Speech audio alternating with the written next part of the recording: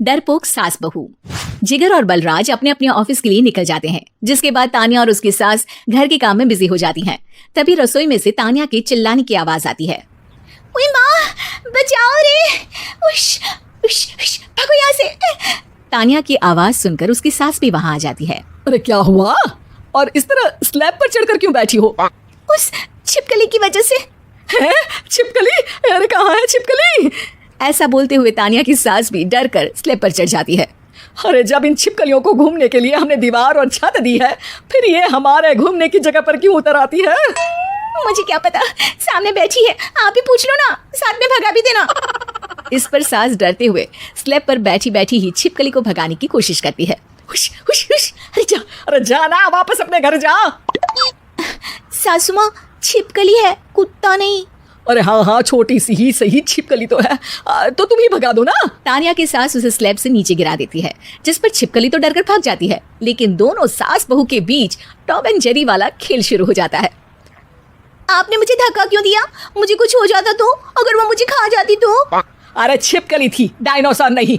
हाँ, सिर्फ छिपकली ही थी, और आपको उससे डर नहीं लगता तो खुद क्यों नहीं भगा दिया? अरे तेरे होते हुए अगर मुझे काम करने पड़े, फिर बहू होने का फायदा क्या है? इसी तरह सुबह से शाम हो जाती है। जिगर और बलराज भी ऑफिस से घर वापस आ जाते हैं, लेकिन सास बहू की तू मैं खत्म नहीं होती। आज इस सभा का मुद्दा क्या है?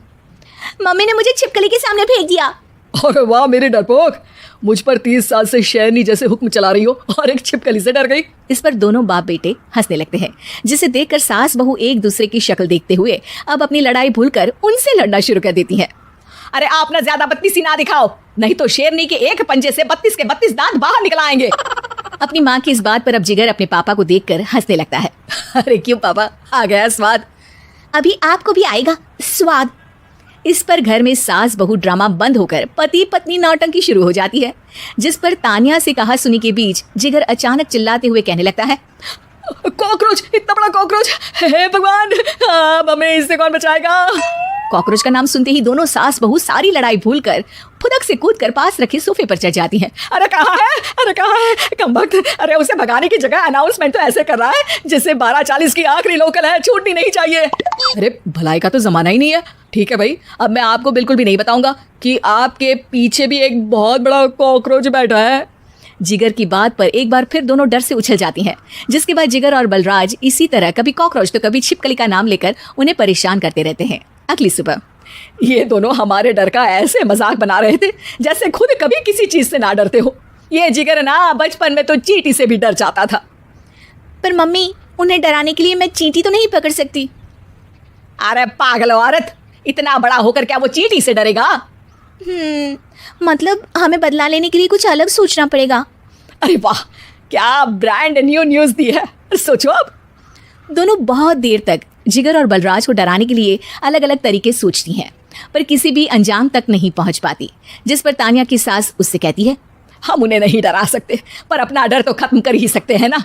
अगर हमारा डर खत्म हो जाएगा तो फिर वो अपने मजे के लिए किसे डराएंगे और इसी तरह उनका पचका हो जाएगा। हाँ, नाइस आइडिया, पर मुझे इससे डर क्यों लग रहा है? सास की बातों से डरते हुए भी वो दोनों अपने डर को खत्म करने के मिशन पर लग जाती है, जिसमें पहला कॉकरोच सामने आते ही वो डर कर भाग जाती है। हमसे ना हो पाई मम्मी, इससे आप ही निपटो ना। अरे क्या आप निपटो, साथ चल, नहीं तो तेरे ऊपर ना छिपकली गिरा दूंगी। हाँ बस, हाँ पहले छिपकली पकड़ कर तो दिखाओ। अरे यार चल ना। इस पर दोनों भगवान का नाम लेते हुए एक वाइपर लेकर कॉकरोच के पास जाकर डरते डराते उसे भगा देती हैं, जिसके बाद उनमें थोड़ी हिम्मत आती है और वो दिन ब दिन एक एक कर अपने हर डर पर काबू पाने लगती हैं। कुछ हफ्तों बाद, वाह मम्मी, आइडिया तो मस्त था। अब कॉकरोच हो या उसका बाप, मैं किसी से नहीं डरती।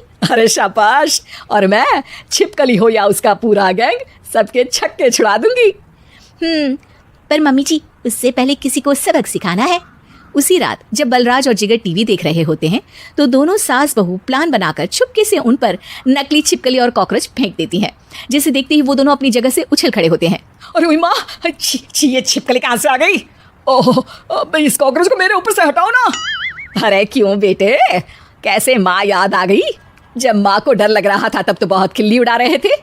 ससुर जी, कॉकरोच से तो हम जैसे डरपोक डरते हैं, फिर आज आपको क्या हुआ?